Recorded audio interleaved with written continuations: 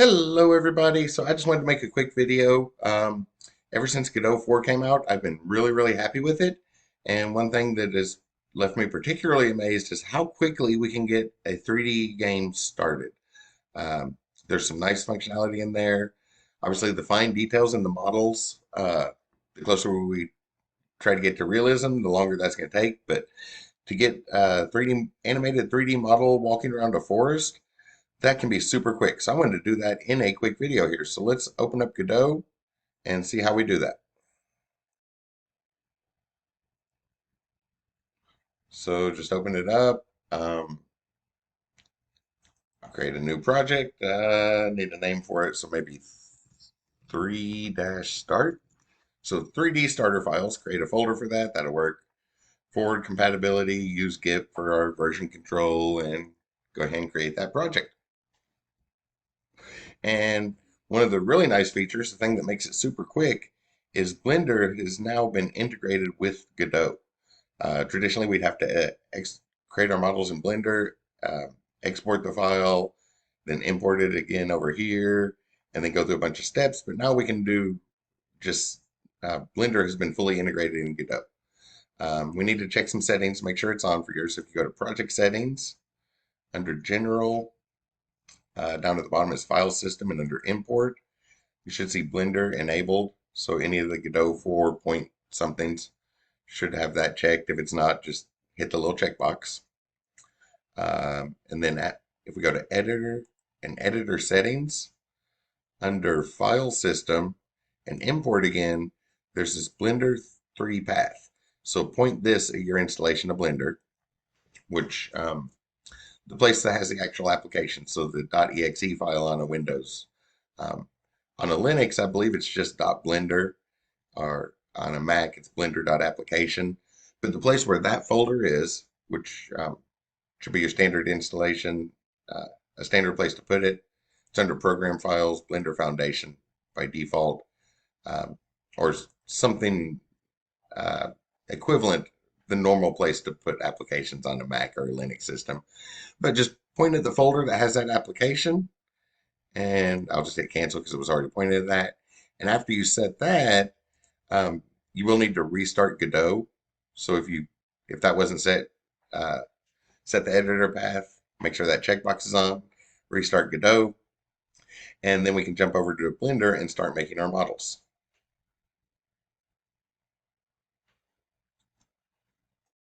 And this has gotten a lot easier in Blender than it used to be too. I will just select a general one, and I'm going to hit A to select everything. So just the letter A selects all, and then hit delete to clear out that starter stuff.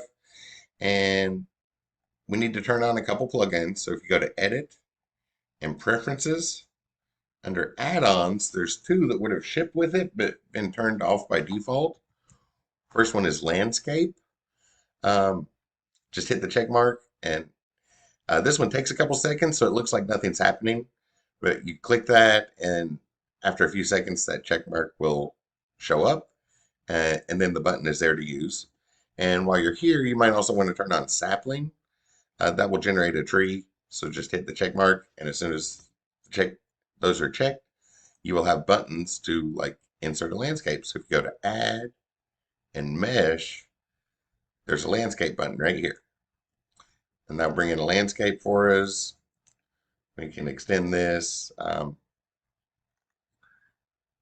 not a bad idea to jump over to the scripting tab and look at what the Python code that actually runs to insert that is, and then work that into a script for more customization. I'm just going to use one of the defaults here. I'm thinking make a forest, so hills, something with hills on it. That'll work. When we cover that with trees, it'll look like a nice little forest. A bunch of settings to kind of randomize the pattern of the landscape and stuff. Um, one of uh, the nice ways to really quickly get a landscape in Blender, which if you weren't aware of it, Blender does handle GIS data now, which is like Google Earth. So you can just go grab a landscape from Google Earth or a cityscape from Google Earth and just bring that right in as a Blender model. It comes in with no materials, so you have to add materials either here in the game engine or somewhere. Um, I'm going to go ahead and add some materials here. just to have some default colors to work with. So select that and come over to the little material button down here at the bottom. The circle kind of looks like a beach ball or something, I guess. And let's make some grass to cover this. Or we'll call it grass. It's just going to be the color green, really. No fancy stuff in the materials here. Maybe a little darker than that. That'll work. So got our hills there. They're colored green. And one thing that I've found over the last decade or so, there's been a lot of effort in modeling software put in put into getting those smooth surfaces, making it look like here, like a nice rolling hillscape with those smooth surfaces. However, those kind of glitch out if we want a very accurate collision mesh when we get over to our game engine. Some of those smooth spots will um, are aren't actually the mesh, so they're just a smoothing layer on top of it. And actually, in summer of 2023, when I'm making this video, it's more efficient to switch that back to shade flat. So if we go to select it and under object and shade flat, uh, the collision mesh in the game engine will get a perfect match on it this way.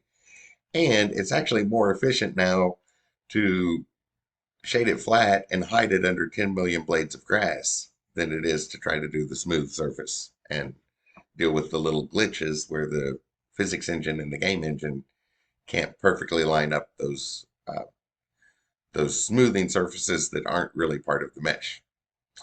So that'll work for this. I'm going to come over here and call this, give it a good name, because we'll want to refer to the mesh itself inside of the Blender file. So I'm going to call that hills, and then hit Control S to save it. And if I navigate over to that Godot project that was just created, I'll just put it in here.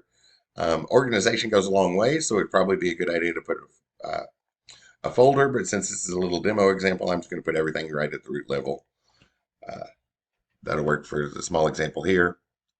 And I'll call this hills and save that Blender file. And if we come back over to Godot, it'll import. Notice it already started importing as soon as we went back to Godot. Should just take a second. There we go. And now we have that Blender file. So if we create a new 3D scene and maybe call this landscape, and we can just grab that Blender file, no conversions on our part or anything, just drag it right up. And now we have that in there. And you can see here those shading it flat kind of looks like game engines from 20 years ago or so. But like I said a moment ago, it's actually more efficient to hide that under 10 million blades of grass than these days, than the shading smooth where the stuff would match with it. We need collision boundaries, the stuff I just mentioned. We want our character to be able to stand right on it. So if we right click on that when we drug in and go down, select editable children, then we can access the mesh inside of it and select the mesh and create a tri-mesh static. And if I zoom in here, you can see that shaded flat, we get perfect alignment on those collision boundaries.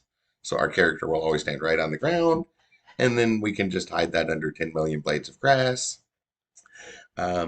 which would follow suit. I'm going to make a forest and just put a bunch of trees in here, but to cover it with grass would be basically the same thing as we're getting ready to do. I guess we'll hide it under a bunch of trees, and then the shadows from the trees will hide a lot of that. So let's go make some trees. So back over to Blender and create a new file, new general one. And this is where that other plugin will come in handy. I'm going to hit A to select everything and delete, or you can draw a box and somehow clear that stuff out. And if you turn that other plugin on, under Add and Curve, you should see Slap and Lean Tree Gen. And down here in the corner, there's a box with parameters. Bunch of random parameters you can change. So geometry has things like the branch distribution on it, the number of rings we have on that tree, different random seeds we can use for it. And if we scroll down, there's also some presets. I'm just going to use a couple presets. So like a small maple, that'll work. And up here at the top, under this drop down, there's different things that we can set about the tree, how it's pruned, how the branches split, all sorts of stuff. I'm just going to jump down to leaves and click the checkbox to show the leaves, which that's not very many leaves. Uh, I think a maple tree is having way more leaves than that. Or maybe the scale. Let me turn the scale up. Drag that up. Oh, oh, not big leaves, but no, maybe I'll turn this up. That looks good. Like a maple tree, kind of thick with leaves, but you can still see through it. So that'll work. And when you're done, get all those settings, just click on it to select it. And also, again, if we go over to the scripting tab, you can see the Python instruction that just ran in order to insert that.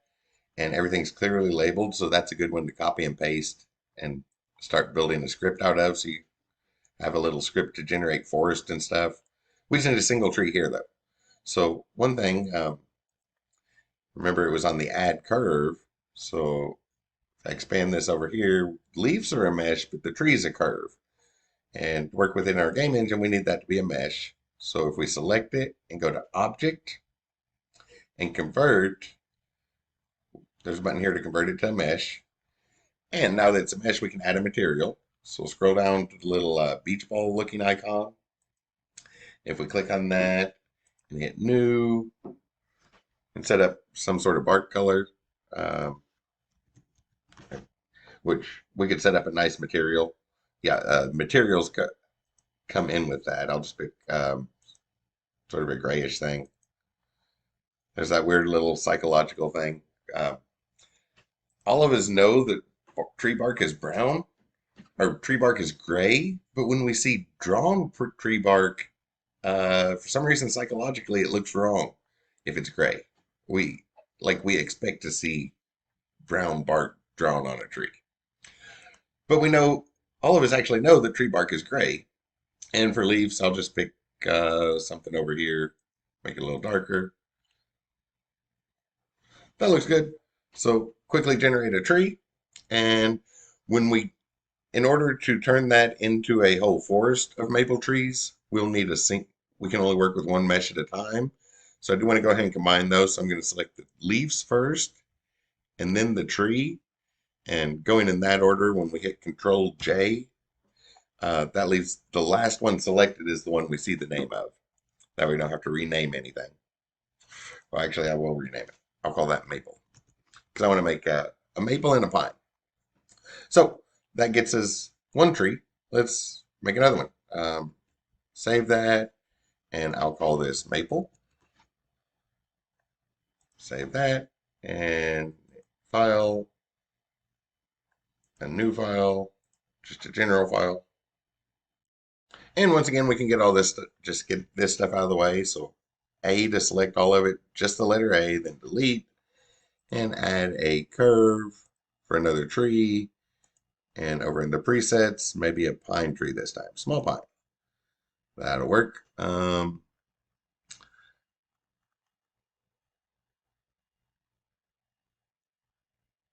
trying to scale up a little. Because it said small pine, I just put in a maple tree. So I don't know how they'll look next to each other. So I'll make the pine a little bit bigger. Um, Leaves, and we have all those parameters. Show the leaves. If we zoom in, we can see they do look like pine needles, but from a distance, I would expect more pine needles. So I'm turning that up, maybe the scale up a little more. Yeah, those are probably oversized for realism, but that way it's clearly a pine tree from a distance. So once again, select the tree part, which is still a curve, and object, convert to a mesh, and then hit the material icon, the one that looks like a beach ball, and we'll create another bark material.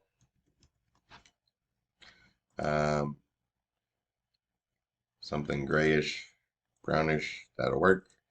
And select the leaves and create a needle material, which would be a green, maybe a dark green. What does that look like? Select material view. That'll work. So save that as pine. Save, and when we go back to Godot, it will start importing them, which I don't know how long it's going to take, so I'm going to pause the video. It should just take a few seconds. Oh yeah, that only took like 5 seconds. I could have left the video running, but once again, we have our maple and pine tree over here. So we'll need one of each in our scene in order to generate a full forest. So there's the maple, and there's the pine. But now we have a bit of a problem. So our landscape was generated small. Let's go look at that real quick. If I open the landscape, hills, if we look down from the top and grab our little measuring tool and click to drag, it looks like it's about a 2 meter by 2 meter square. So I'll delete that, hit delete to get rid of that. Um, that's way too small. So we could scale it up either here or in the engine. Either one would work. More often than not, I like to scale it up here and then reset it so that over in the game engine, the scale is 1. So maybe 123 by 123 by 123. Not the biggest world to wander around in, but 123 meters. Started at 2 by 2. So 2 times 123 would be what? 246 meters by 246 meters. A nice little area for our character to walk around in. Twice the size of a football field for Americans. Actually, that would be the size of 4 football fields for Americans. When we save that and come back over to Godot, it'll re-import it. And when that's finished, there it goes, automatically resize it. So you can see way out here that we don't have to deal with anything else once we import it. So I'm going to drag the trees up where we can see them. So somewhere on the surface, push F to focus on that and zoom in on it. Make sure that it's just slightly below the ground level. Same thing with our maple. Grab the arrows, drag that up. F to focus on it. Make sure it's in there and stretch them away. Actually, I'm going to put this first maple over here somewhere. Wasn't much room there, so I'll bring it over here. Just from spending time in woods and stuff, those trees would not grow that close to each other. They would cast shade on each other. But that gives us 2 trees to start with in a landscape. And again, we'll need the meshes. So I'm going to right click on the maple, editable children, so we can access the mesh directly. Same thing on the pine, editable children. If we come up to landscape and add a child to this, if we look for a multi-mesh instance 3D, this will generate lots of trees from one of those that we have. So with that selected, you'll see a button here for multi-mesh. Click that and populate surface. What surface are we populating? That'll be our hills. Okay. What is our source mesh? That's going to be maples first, so maple. Y-axis up, yeah, that's the way we want it. Those look fairly symmetric, but I'm crank up random rotation a little. Random tilt just very, very small. That'll start to turn at strange angles for trees very, very quickly. And maybe 0.3 for a random size variance.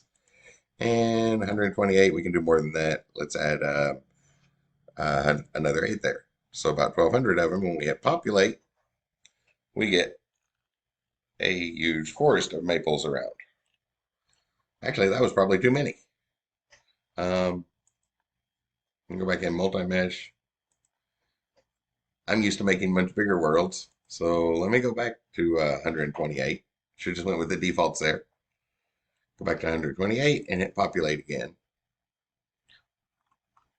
Okay, that looks a little bit more spread out. Now we can do the same thing with the pine. So landscape, another multi-mesh, which we could name those something relative to the trees to tell which one's which.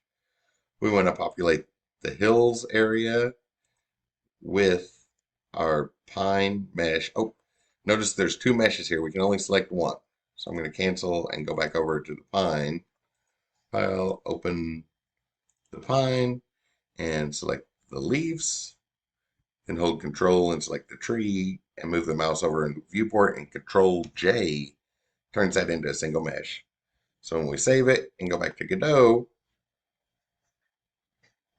it re-imports, and now we only have one mesh there. So um, choose the pine tree.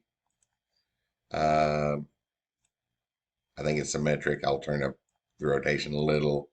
Don't want them tilting very far. That angle gets very steep very quick. It's great for grass, not so much for trees. And scale, get some scale variance of 0.4, 40%. I'll do 128 again. Hit populate. And now we've got a forest of maples and uh, a bunch of maple and pine trees. And we could add in some more trees and kind of fill that out and have a nice looking forest quickly. But there's more stuff we want to do. We need some some more scenery. Godot has this developer scenery. We could add that. I like to go ahead and create it myself. So I'm going to go ahead and create the world to do that in. And we should probably go ahead and save this landscape. So hit Control S to save that. So the resource folder, this landscape, that's a good name for it. Save that. And now we can create a new scene to actually serve as our world. And that'll just be one of the objects in there. Whoops, don't need caps lock on there. So create a world, and then grab that landscape scene and drag it up. Why is it not dragging? And drag it up here. Oh, did Godot freeze up on me?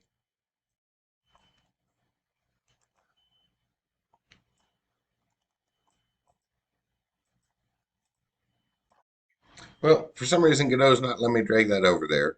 So maybe because it's all that stuff's going on. So I'm just gonna close this scene, and I'll just use this one overall. So I'll just make this the overall scene. So I'll come up here to the root node and add a directional light and just do everything right here. So we'll add our own sun in instead of using that one. Let's see, it's pointing that ways. Where'd the arrow go? Whoops, F. And it doesn't matter where we put this, it's the direction it's pointing. So maybe spin it down a little, around this way. I'll just keep in the default settings and enable the shadows. And well, right now we're viewing the mesh, but the shadows and stuff there on all those trees will hide a lot of that rough surfacing. So the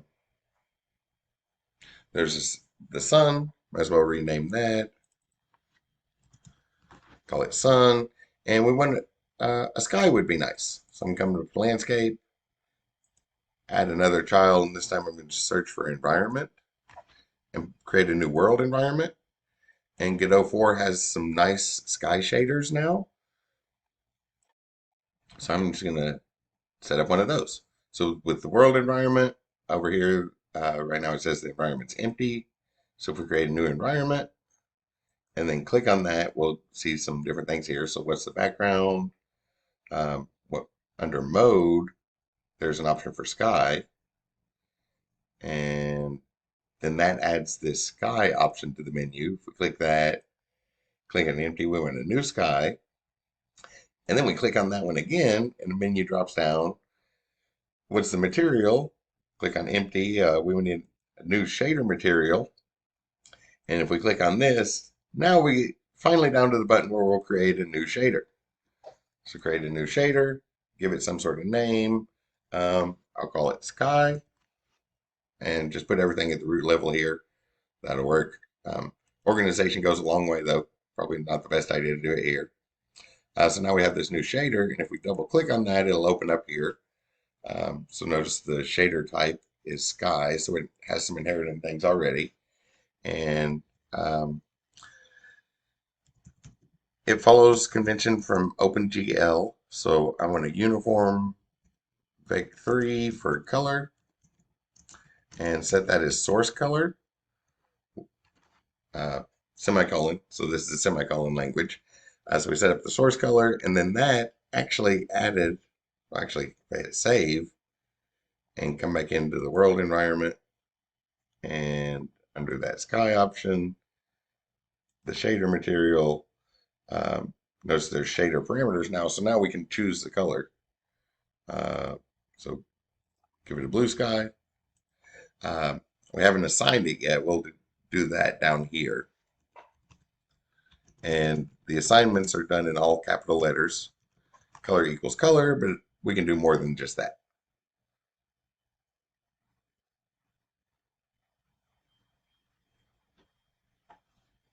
Why'd the color not give us the color? Oh,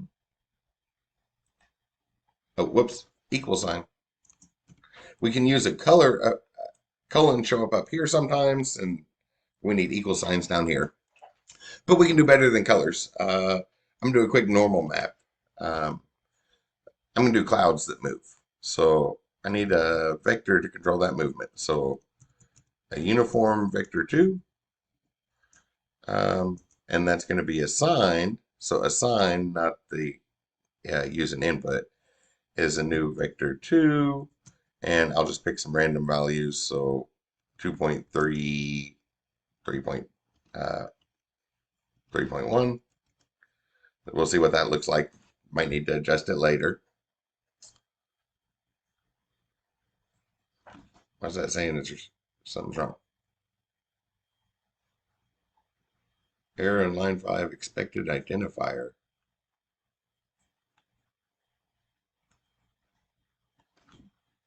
Oh, I needed the name. This will be wind. So this is the move. This is how they're going to move. And then we need a normal, some sort of noise texture to actually represent the clouds. So I'll make a uniform sampler 2D to pick a random noise texture. I spelled uniform wrong. Uniform sampler 2D, and call it clouds. That'll work. We'll get those in a second. And well, like the name implies, wind is going to be moving. So I need a vector 2 called, actually, this should probably be direction. I'll call this direction. And then this one I'll call wind. And that's going to be our time, OpenGL, so time is built in all caps. That's a constant we have to work with. So time multiplied by that direction. And that's going to be moving pretty quickly with modern graphics processing. So we need to multiply that by a small number, 0.030. That might even be too big still. But multiply by something small, kind of like delta when we work in the normal game engine scripts. Think of it that way. So 0.03 is probably still way too big. And then we need, I'll make a vector 3 for the sky color. And that will be a mix of our original color and a texture that we make from the cloud's noise when we create that, along with our sky coordinates, again, all caps, a built-in constant, plus that wind. So that vector is going to be moving with time, and we'll just adjust our sky coordinates by that, where we position a noise map with that. But we need to just grab the .rgb out of it. Whoops. We're making a vector 3, so we need to mix a vector 3 and a vector 3 in order to get a vector 3 out of the other side. Save that and set our color now. Our final color will be the sky color. Oh, there's a number missing here. Then we need how much of a mix it is. So comma 0.5 would be 50% of each one. 0.1, that's 10% color. Or sorry, that's 90% color, 10% texture, and 0.7 would be 30% color, 70% texture. So I'm going to go something small, maybe 3. Save that, and we need to create our texture. So over here under resources, um, you can click on world environment, under environment, and the sky section, click sky, and then shader, and that's where the parameters are. Under clouds, a new noise texture. When we click on that, we'll get some more options here. Down at the bottom is the option for noise. If we click on that, we can just load in a new fast noise. And you'll see our clouds.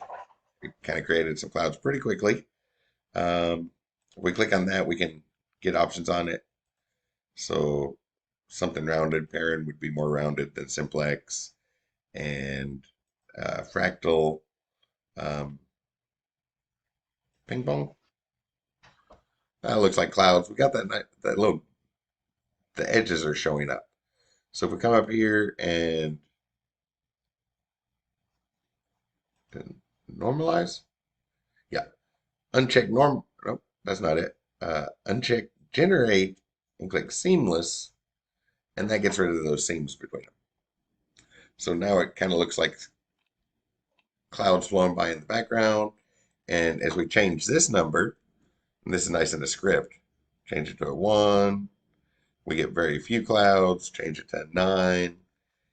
And it's almost completely overcast. I'll go with like a 2, maybe. Yeah, that looks like a nice little bit of clouds. So that's and we have a lot of control. And then that parameter goes nice if we have like time passing. So like when the sun goes down, it gets dark. When the sun comes up again, you change this and you have different levels of clouds for the day. If you look straight up, there's sort of an apex thing. We'll see that in a moment. But I'm going to go ahead and save that. So now we've got a forest on a landscape and some clouds flowing by. I've been trying to explain it. We're up to 30 minutes. Still need a character to move around here. So I'm going to make a character real quick. So to make the character, I'll come back over to Blender, File, New, File, New, General, and I'm going to get rid of all this stuff. And I happen to have a script that will create a starter character. That way it doesn't have to start from scratch every time.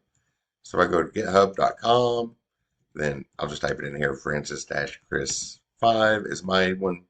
And under creatures, there's a bunch of Blender plugins. There's several animals there.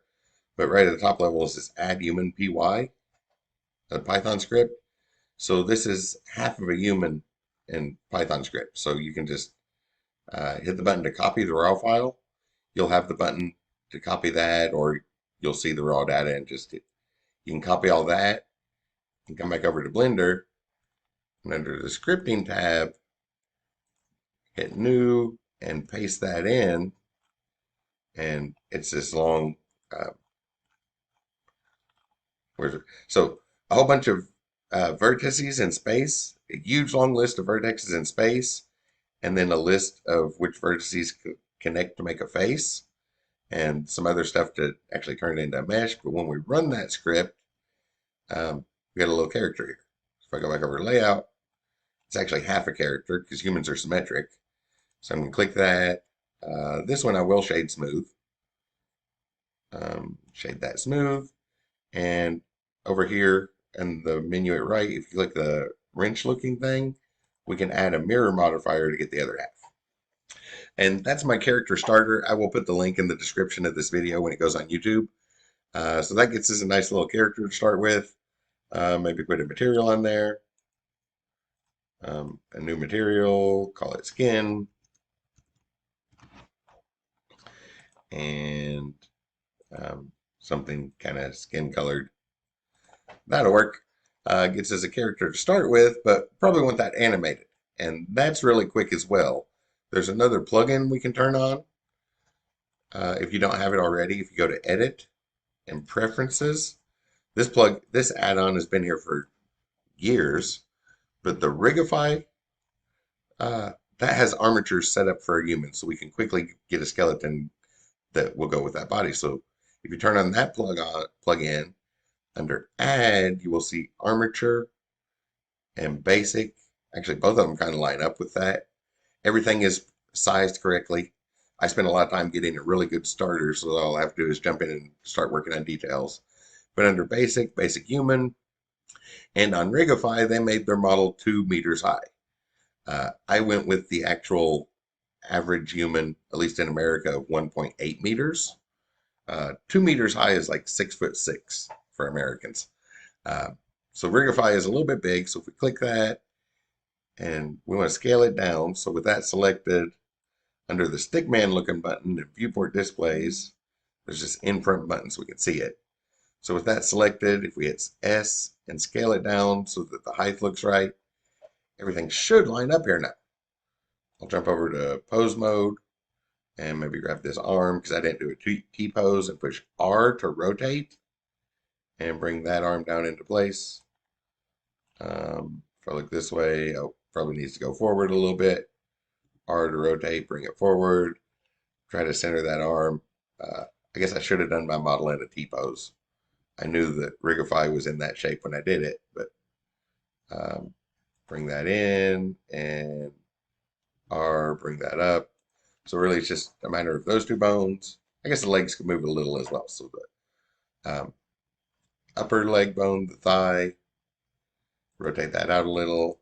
The other one, um, I like to move the mouse away so there's a little bit of a lever arm so that it takes a lot of movement to move a little. Push R to rotate and just bring that out so it looks about the right spot. That'll work. Then push A to select the whole skeleton. And under pose, apply the selected as the rest pose. So now everything's kind of set there. Oh, actually that didn't quite line up. Let me move this arm a little bit more in. There we go. That looks fairly centered. We'll make sure all the bones look like they're in the right spot on the skin. I'll select all of them. Apply, selected pose as rest. Then back in object mode, if we select the child, then the parent, so the skin, and shift for multiple selection, and then select the skeleton, because for our 3D modeling, just like you are a skeleton surrounded in skin, not the other way around. Severe burn victims, it's kind of a rough sounding example, but severe burn victims show that we can live without skin. We cannot live without a skeleton. So select the skin and then the skeleton, because the skeleton is the parent of the skin. We move the skeleton and the skin follows, and push Control P to set it to parent and just choose automatic weights. And we should be good to go with everything here. So if we go to pose mode, maybe grab this arm, hit rotate, that looks good. Grab this leg, rotate, that looks good. This arm, rotate, that looks good. Rotate the leg, that looks good. So we could probably do a quick walk animation.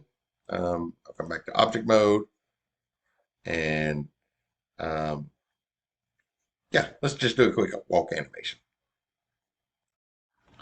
So not looking for perfection here, but up at the top, there's this animation tab.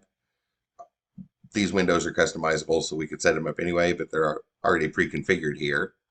If we scroll in on our model, it's already set to pose mode. So we'll select everything. Down here's a dope sheet, and we probably want more than one animation on our model. So we're going to switch this to Action Editor, and then we can create several animations, such as an idle animation. Idle animation, and this little shield here is fake user. Blender will try to optimize out the things we aren't using, because sometimes they're kind of tricky to delete. So if we don't have a fake user, Blender will delete them for us. Notice it has an F beside it now when we hit the drop-down list. I'm going to set it to 20 frames long, even though this one's only going to have one frame. I'm just going to do the standing still for idle so that we have two animations. So I'm going to hit A to select all the bones, and then I to insert a keyframe for location, rotation, and scale.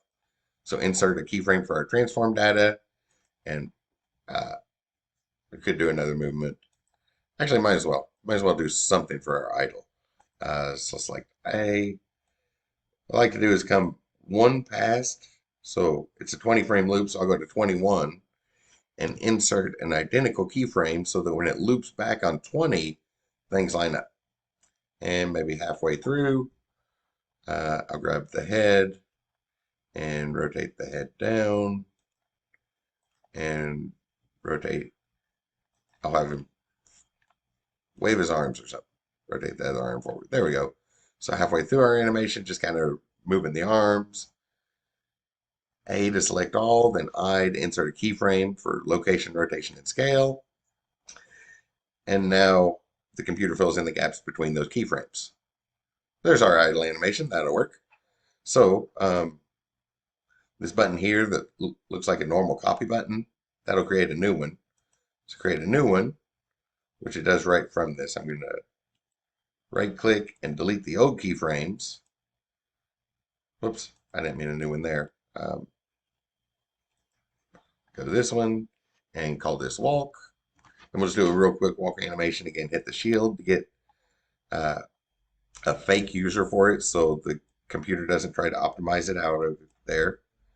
Back to frame number 1, select all, A to select all, and then if you push Alt R, that resets it to the relaxed pose so we can get a good start here.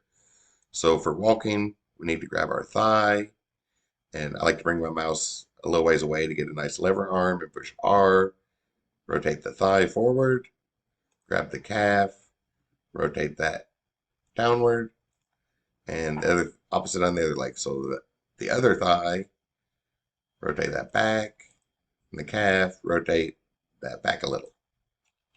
And then if we're walking, we need the counterbalance. So the left leg is forward, so the left arm needs to rotate backwards, and the right arm needs to rotate forwards for the counterbalance. That'll work. Hit A to select all. I insert a keyframe. Then I'll come one past. It's a 20 loop animation, so in frame 21, I'll insert another keyframe so that when it loops at frame 20, it lines up nicely. And then halfway through, I'll just do the other one. So halfway through, hit A to select all, then Alt R. And this time I'll take the left leg, so the thigh, rotate the thigh backwards, rotate the calf backwards. The other thigh, rotate the thigh forwards and the calf down, and then hit the arms up for a counterbalance. So the upper arm rotates backwards on this side and rotate forward on this side to get the counterbalance. A to select all, I to insert a keyframe on our basic transform data, and the computer will fill in all the gaps between the keyframes. There we go. That gives us a couple nice animations. Also drag to idle for default. It's just kind of standing there. Under layout, should be ready to save this. Go ahead and stop that animation, hit save. Again, in the Godot project, and this I'll call player. Save that. And now we have an animated character we're ready to bring into Godot.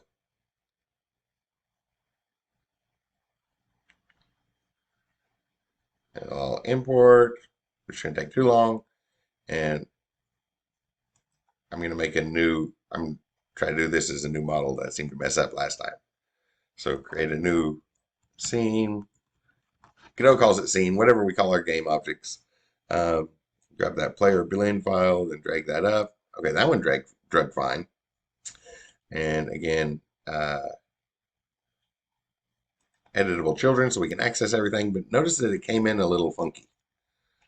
What happened here is it went ahead and tried to show the mesh for every one of those animations that was with it. So we need to adjust the imports on that. So if we double click on it, we'll get to the import option scene. And there's a couple things. First off, I'll do the animations. So idle, it's going to keep going. So we need that to loop. So set loop mode to linear. And walk, again, set loop mode to linear. That way it keeps walking or keeps idling, whatever we're doing. And the top level under scene, If we scroll down under meshes, you'll see that the second from bottom on the meshes section is set to all influences. So it's showing every animation at once. So if we click on that, you should see a short list of influences somewhere.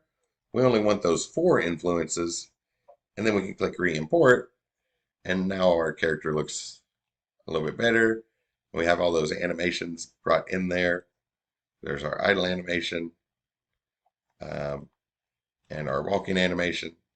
So we should be ready to set up a quick animation tree. I'll stop that. So I'm going to go to the root here. And well, we'll need a camera somewhere. I always like to put the camera right on the player. That's kind of my go-to starting point. So I'm going to select this, and I'm going to first off add just a node, and I'm going to call this pivot. Uh, Basically, this is something for the camera to pivot around, because if we look right at the character, we might pivot from a strange spot. Where is that? Um, oh, I accidentally put in a 2D node. I don't want a 2D node. Delete that. Come over here, right click, add a child, and we want a node, a 3D node. There we go. And call this pivot. And this is just a spot for the camera to pivot around. I usually put it right around shoulder level. So we'll have the camera, and uh, the camera is always kind of moving around this spot. It gives us a good angle to look at. And then we can make a camera a child of that. Camera 3D. Hit preview. We're looking away from it, so we need to move that back. Maybe rotate 180 degrees. You just click and drag, but rotate 180 degrees. So we're looking at the camera character. I'll drag it up just a little and angle it down, and we should have a good angle of the character there. All right, that'll work. Could adjust it more. That'll give us the character to look at. Oh, we need our collision mesh. So on human, if we go to mesh, this is not a static. The character is definitely going to move, and a simplified convex mesh will probably work. That gives us something fairly accurate, but we don't want it here. We want it to actually go on the character. So I'm going to, now that that's generated, I'm going to click and drag it up here to the root node as a child of that. Oh, I put the wrong root node in. If you're following along, right click on that node and go down to change type.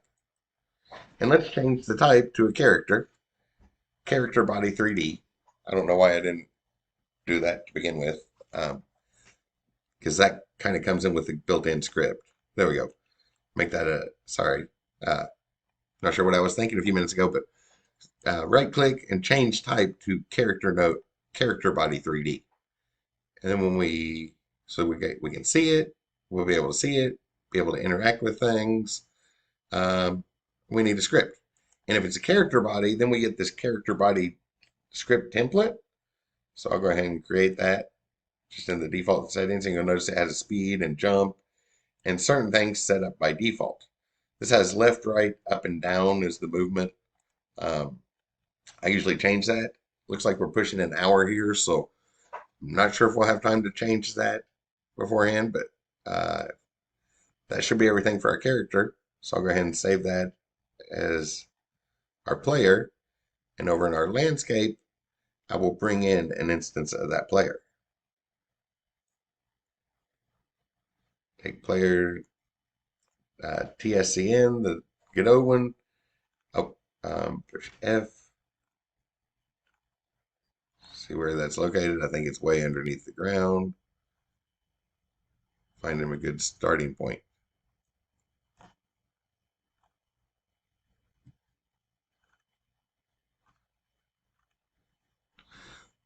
Looks like it'll work. And that default script has a gravity in it. So if we save that, should be able to give this a run. And There's still a lot of work to do for a finished game, but hopefully you see that it's very, very easy to get a 3D thing going. Earlier this afternoon, I did one in 20 minutes. Oh, my forward and backwards are reversed. Uh, so up and down are reversed. Maybe I will go ahead and do those. I did something similar to this in 20 minutes earlier this afternoon getting ready. Goes very, very quick. Couple little things forgot. We need the animation. We didn't say run the animations yet. So to do that, over under player, if we right click and add a child node and look for animation tree, um, the tree root is going to be a new state machine. Those are easy to get going. Those are very useful. And for the animation player is the one that came in from Blender. Then we can come down here, should open this up. If not, you should see the animation tree tab down at the bottom. Right click and add the idle animation, add the walk animation, and then we can set transition so that at start we go right to idle, and we might transition from idle to walk.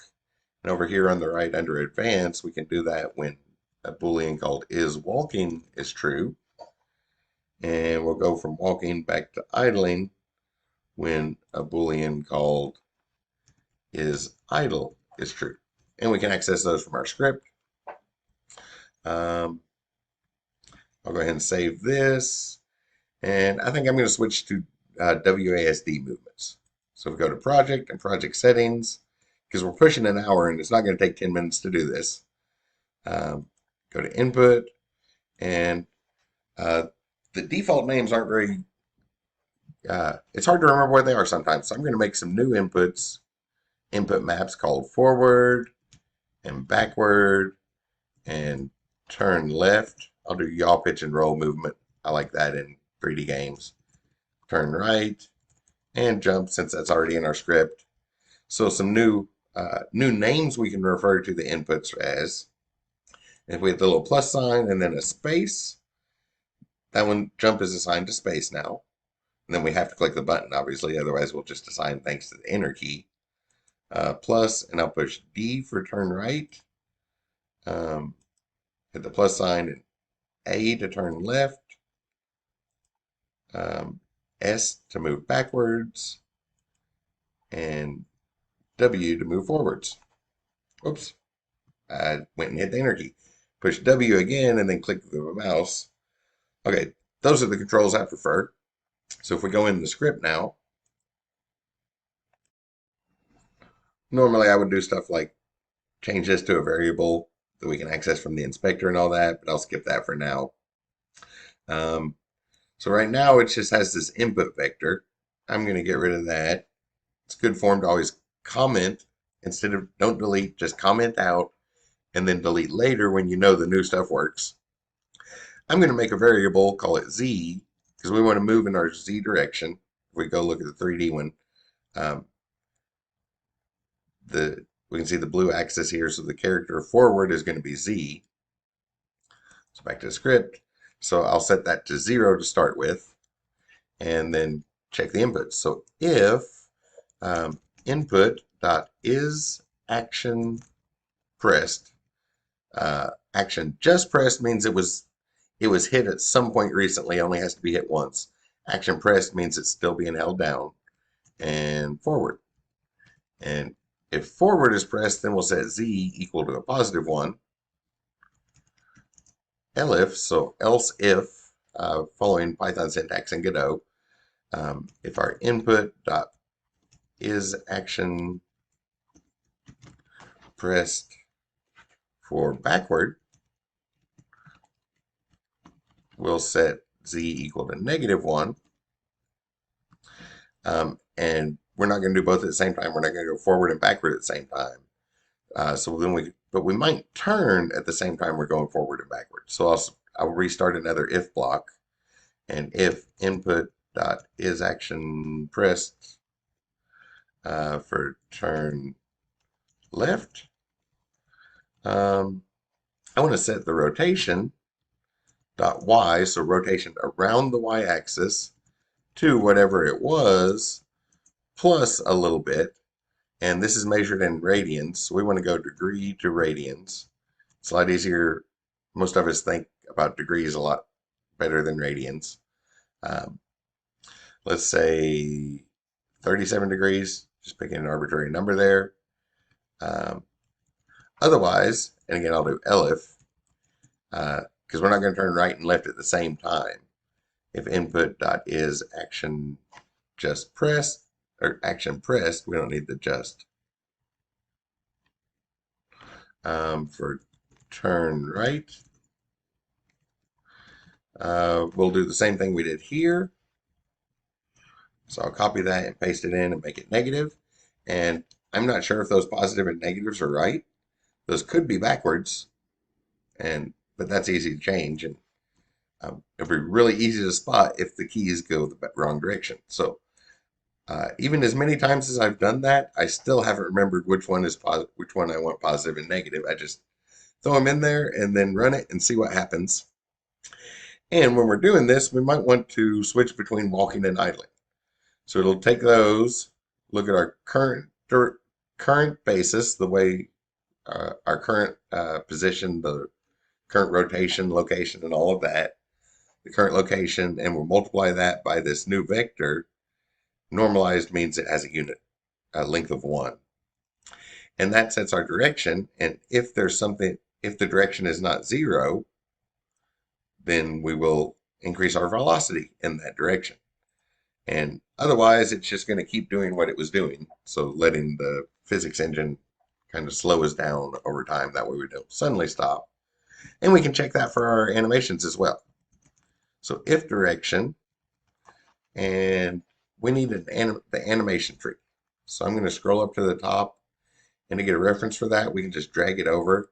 If you click, then push down Control and drag over, you'll get all this. Or you can type. So at onReady, then a variable, an animation tree, is assigned $ animation tree, the one over here.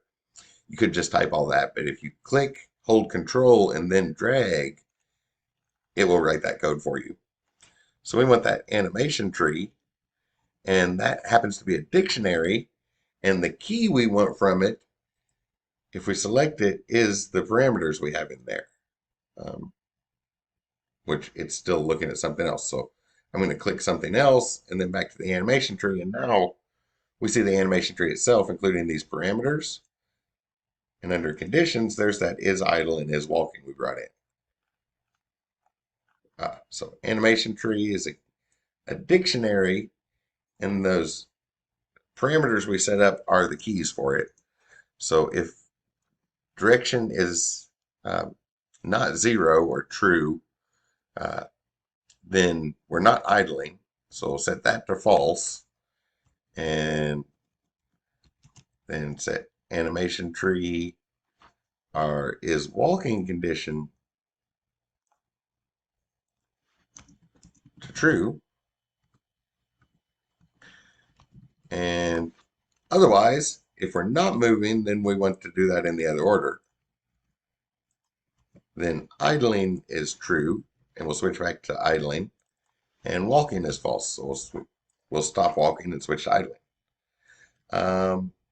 Oh, and don't forget this checkbox. Make sure that animation tree is active, otherwise it won't do anything. So that should be everything. I was talking and typing the whole time. Let's check for typos, and that brings us up to an hour. I was actually hoping this would be more like 45 minutes. Oh, whoops. Switch over to the landscape and run that scene. I was actually hoping it would be more like 45 minutes, but it looks like we got there in about an hour talking and explaining everything. So there's idling animation. We can kind of see through the trees there what's going on with the clouds as we start walking around. Oh, turning's too fast. I can fix that. This is something, if you've programmed games for any length of time, you've probably remembered it. As humans, we probably think about it in seconds, but the game engine moves a lot of time. So delta is the length of or the fraction of a second that the game the frame of the game lasted. So if we multiply by delta, that makes that down to a very small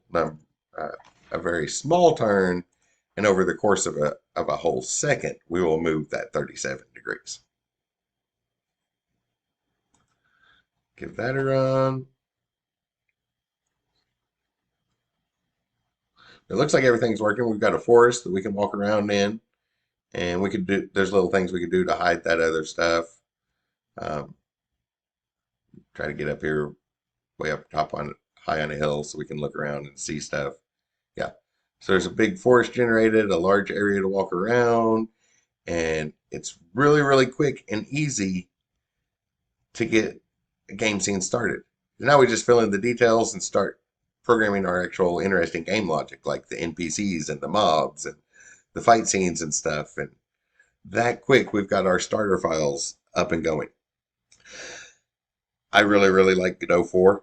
I think that's really, really nice. And there's a lot of functionality here. So that was an hour with the explanations. And I did that in 20 minutes earlier this afternoon, just sitting down and clicking through the things as quick as I could without the talking part. And I will include a link to that character starter file because that's the whole idea of open source is there's no need for both of us to do it. And I already spent a bunch of time with measurements and proportions and set up a good starter file for characters. So I will just share that with you all so that you can use it and run the script and and not have to set up the starter file yourself. Hope you found that useful. Godot 4 is great, and Godot 4 in Blender is just amazing how quickly we can get things up and going.